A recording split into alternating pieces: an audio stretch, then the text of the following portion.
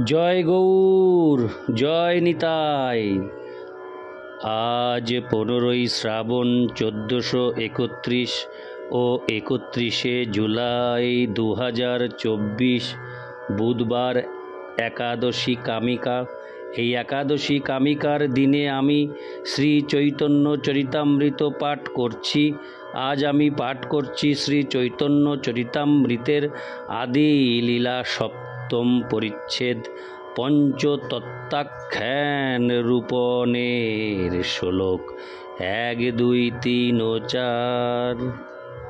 নারায়ণ হে নারায়ণ, ভবভয়হরণম নারায়ণ, লক্ষ্মীকান্তম কমলনয়নম মঙ্গলচরণম নারায়ণ। সপ্তম পরিচ্ছেদ পঞ্চতত্ত্বাখ্যান নিরূপণের শ্লোক 1। অগত্যে ক গতিং নত্তা হীনার্থাধিকো সাধকম শ্রীচৈতন্যং লিখ্যতে হস্য প্রেম ভক্তি বদান্যতা। অনুবাদ: অগতি বা অকিঞ্চনের গতি, পরমার্থহীন ব্যক্তির মহৎ অর্থ সাধক শ্রী চৈতন্য মহাপ্রভুকে প্রণতি নিবেদন করে তার প্রেম ভক্তির বদান্যতা বর্ণনা করছি। তাৎপর্য: জড়জগতের বন্ধনে আবদ্ধ জীব অত্যন্ত অসহায়, কিন্তু মায়ার প্রভাবে বদ্ধ জীব মনে করে সে তার দেশ, সমাজ, বন্ধু বান্ধব, আত্মীয় স্বজনদের দ্বারা সম্পূর্ণরূপে নিরাপদ। সে জানে না যে মৃত্যুর সময় কেউ তাকে রক্ষা করতে পারবে না।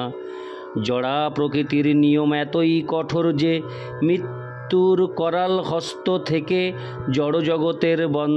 জড়জগতের কোনো নিরাপত্তাই আমাদের রক্ষা করতে পারে না। ভগবদ্গীতায় 13:9 বলা হয়েছে, জন্ম মৃত্যু জরা ব্যাধি দুঃখ দোষানুদর্শনম। কেউ যদি পারমার্থিক পথে উন্নতি সাধন করতে চায় তাহলে তাকে জন্ম মৃত্যু জরা ও ব্যাধি প্রকৃতির এই 4টি নিয়মের কথা সর্বদাই স্মরণ রাখতে হবে। ভগবানের চরণাশ্রয় না করলে এই সমস্ত দুঃখ দুর্দশা থেকে কেউই রক্ষা পেতে পারে না। তাই শ্রী চৈতন্য মহাপ্রভুই হচ্ছেন সমস্ত বদ্ধ জীবের একমাত্র আশ্রয়। তাই বুদ্ধিমান মানুষ কোনো জড় আশ্রয় অবলম্বন করেন না। পক্ষান্তরে তিনি সর্বতোভাবে ভগবানের শ্রীপাদপদ্মের শরণাগত হন। এই ধরনের মানুষকে বলা হয় আকিঞ্চন, অথবা এই জড় জগতে যার কিছুই নেই। পরমেশ্বর ভগবানকেও বলা হয় আকিঞ্চন গোচর, কেননা এই জড়জগতের কোনো কিছুর প্রতি যার আসক্তি নেই, তিনি কেবল তাকে লাভ করতে পারেন। তাই যে সমস্ত মানুষ সর্বতোভাবে ভগবানের শরণাগত হয়েছেন এবং এই জড়জগতের কোনো কিছুর প্রতি যার আসক্তি নেই, শ্রী চৈতন্য মহাপ্রভু হচ্ছেন তাদের একমাত্র আশ্রয়। সকলেই ধর্ম, অর্থ, কাম ও মোক্ষের প্রত্যাশী, কিন্তু শ্রী চৈতন্য মহাপ্রভু তার অপার করুণার প্রভাবে মোক্ষের থেকেও বড় বস্তু দান করতে পারেন। তাই এই শ্লোকে হীনার্থাধিক সাধকম বলতে বোঝানো হয়েছে যে জাগতিক বিচারে মুক্তি, ধর্ম, অর্থনৈতিক উন্নতি এবং ইন্দ্রিয় তৃপ্তি সাধনের থেকে শ্রেয়, কিন্তু মুক্তির থেকেও শ্রেয় হচ্ছে ভগবত ভক্তি ও ভগবত প্রেম।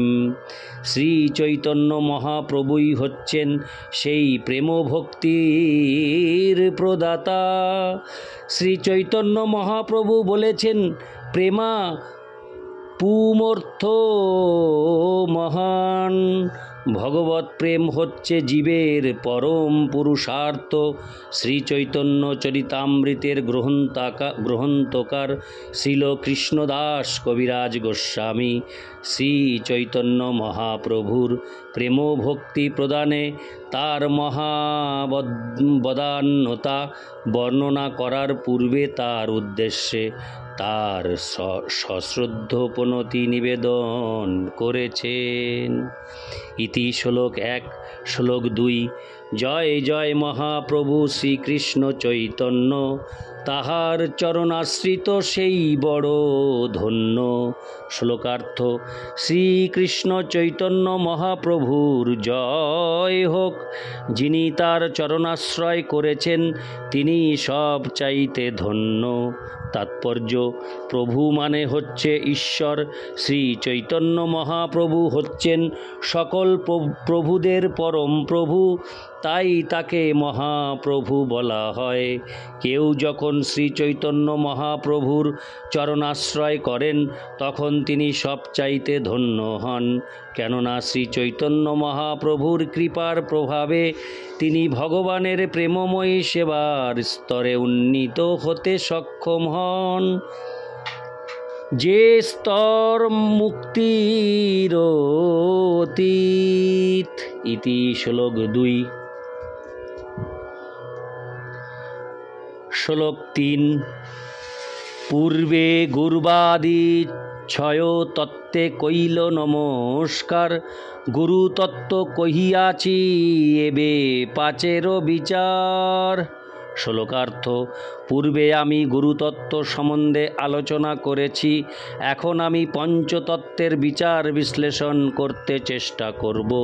তাৎপর্য: শ্রী চৈতন্য চরিতামৃতের আদি লীলার প্রথম পরিচ্ছেদে শ্রীল কৃষ্ণদাস কবিরাজ গোস্বামী বন্দে গুরুনীশ ভক্তানীশ মিশাবতারকান শ্লোকে দীক্ষা গুরু ও শিক্ষা গুরুর তত্ত্ব বিশ্লেষণ করেছেন। সেই শ্লোকে 6টি তত্ত্ব রয়েছে, যার মধ্যে গুরুতত্ত্ব ইতিমধ্যেই বর্ণিত হয়েছে।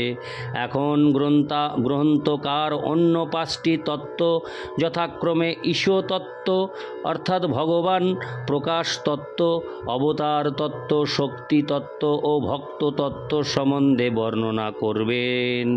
ইতি শ্লোক 3। শ্লোক 4।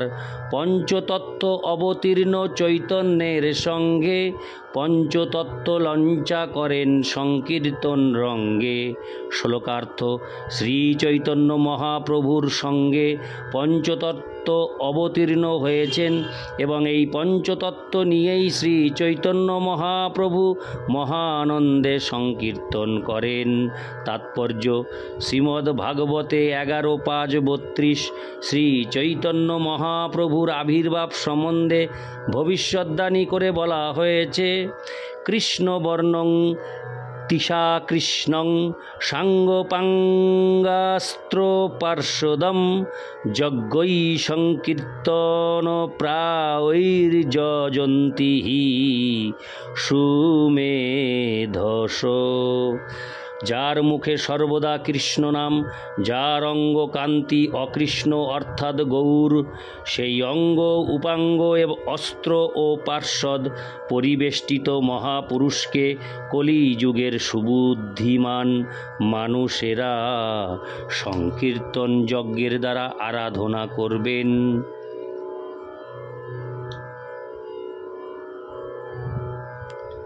যজ্ঞের দ্বারা আরাধনা করবেন। হরে কৃষ্ণ, হরে কৃষ্ণ। আমি আরেকবার পাঠ করছি লাইনটি। যার মুখে সর্বদা কৃষ্ণ নাম, যার অঙ্গকান্তি অকৃষ্ণ অর্থাৎ গৌর, সেই অঙ্গ উপাঙ্গ অস্ত্র ও পার্শ্বদ পরিবেষ্টিত মহাপুরুষকে কলিযুগের সুবুদ্ধিমান মানুষেরা সংকীর্তন যজ্ঞের দ্বারা আরাধনা করবেন। শ্রী চৈতন্য মহাপ্রভু সর্বদাই তার স্বরূপ প্রকাশ, শ্রী নিত্যানন্দ প্রভু তার অবতার, শ্রী অদ্বৈত প্রভু তার অন্তরঙ্গা শক্তি, শ্রী গদাধর প্রভু এবং তার তটস্থা শক্তি শিবাস প্রভুর দ্বারা পরিবেষ্টিত। পরমেশ্বর ভগবান রূপে তিনি তাদের মধ্যে বিরাজমান। সকলেরই জানা উচিত যে শ্রী চৈতন্য মহাপ্রভু সর্বদাই এই সমস্ত তত্ত্ব সঙ্গে বিরাজ করেন। তাই যখন আমরা শ্রীকৃষ্ণ চৈতন্য প্রভু নিত্যানন্দ, শ্রী অদ্বৈত গদাধর শিবাসাদি গৌর ভক্তবৃন্দ এই মহামন্ত্র উচ্চারণ হরে কৃষ্ণ হরে কৃষ্ণ হরে কৃষ্ণ হরে কৃষ্ণ হরে কৃষ্ণ হরে কৃষ্ণ কৃষ্ণ কৃষ্ণ হরে হরে, হরে রাম রাম রাম হরে হরে। শ্রী চৈতন্য মহাপ্রভু, শ্রী চৈতন্য মহাপ্রভু সর্বদাই তার স্বরূপ প্রকাশ, শ্রী নিত্যানন্দ প্রভু তার অবতার, শ্রী অদ্বৈত প্রভু তার অন্তরঙ্গা, শ্রী গদাধর প্রভু এবং তার তটস্থা শক্তি শিবাস প্রভুর দ্বারা পরিবেষ্টিত।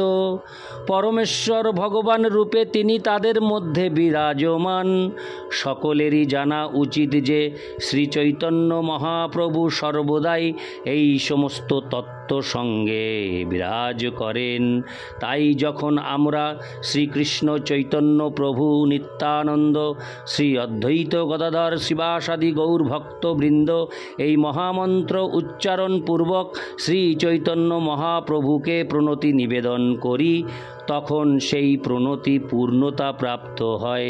কৃষ্ণ ভাবনার অমৃতের প্রচারক রূপে আমরা প্রথমে এই পঞ্চতত্ত্ব মহামন্ত্রের দ্বারা শ্রী চৈতন্য মহাপ্রভুকে প্রণতি নিবেদন করি। তারপর আমরা বলি হরে কৃষ্ণ কৃষ্ণ কৃষ্ণ হরে হরে, হরে রাম রাম রাম হরে হরে। হরে কৃষ্ণ মহামন্ত্র কীর্তনে 10টি নাম অপরাধ রয়েছে, কিন্তু শ্রীকৃষ্ণ চৈতন্য প্রভু নিত্যানন্দ অদ্বৈত গদাধর শিবাসাদি গৌর ভক্তবৃন্দ এই পঞ্চতত্ত্ব মহামন্ত্র কীর্তনে কোনো অপরাধের বালাই নেই। শ্রী চৈতন্য মহাপ্রভুকে বলা হয় মহাবদান্য অবতার, অর্থাৎ তিনি হচ্ছেন সবচাইতে উদার অবতার। কেননা তিনি পতিত বদ্ধ জীবের অপরাধ গ্রহণ করেন না। তাই হরে কৃষ্ণ মহামন্ত্র হরে কৃষ্ণ কৃষ্ণ কৃষ্ণ হরে হরে, হরে রাম রাম রাম হরে হরে উচ্চারণের পরিপূর্ণ ফল লাভ করতে হলে আমাদের প্রথমে অবশ্যই শ্রী চৈতন্য মহাপ্রভুর আশ্রয় গ্রহণ করতে হবে এবং পঞ্চতত্ত্ব মহামন্ত্র উচ্চারণ করার পর হরে কৃষ্ণ মহামন্ত্র কীর্তন করতে হবে, তাহলে তা অত্যন্ত কার্যকরী হবে। শ্রী চৈতন্য মহাপ্রভুর নাম করে অনেক ভক্তবেশী প্রবঞ্চক তাদের নিজেদের মনগড়া মহামন্ত্র তৈরি করে। তাদের কেউ গায় ভজ নিতাই গৌর রাধে শ্যাম হরে কৃষ্ণ হরে রাম, অথবা শ্রীকৃষ্ণ চৈতন্য প্রভু নিত্যানন্দ হরে কৃষ্ণ হরে রাম শ্রী রাধে গোবিন্দ। প্রকৃতপক্ষে পূর্ণ পঞ্চতত্ত্ব মহামন্ত্র শ্রীকৃষ্ণ চৈতন্য প্রভু নিত্যানন্দ শ্রী অদ্বৈত গদাধর শিবাসাদি গৌর ভক্তবৃন্দ উচ্চারণ করা উচিত এবং তারপর 16 নাম সমন্বিত হরে কৃষ্ণ মহামন্ত্র হরে কৃষ্ণ हरे कृष्ण कृष्ण कृष्ण हरे हरे हरे राम राम राम हरे हरे कीर्तन करा उचित किन्तु এই সমস্ত নীতিজ্ঞান শূন্য অবিবেচক লোকেরা শ্রী চৈতন্য মহাপ্রভুর প্রদত্ত পন্থাকে বিকৃত করে। অবশ্যই যেহেতু তারাও ভক্ত তাই তারা তাদের অনুমতি সেভাবে ব্যক্ত করতে পারে, কিন্তু শ্রী চৈতন্য মহাপ্রভুর শুদ্ধ ভক্তদের দ্বারা প্রদর্শিত পথ হচ্ছে প্রথমে শ্রী পঞ্চতত্ত্ব মহামন্ত্র উচ্চারণ করা এবং তারপর হরে কৃষ্ণ মহামন্ত্র। হরে কৃষ্ণ কৃষ্ণ কৃষ্ণ হরে হরে হরে রাম রাম রাম হরে হরে কীর্তন করা। नारायण हे नारायण भव भय हरणं नारायण लक्ष्मीकान्तं कमलनयनं मंगलो चरणं नारायण।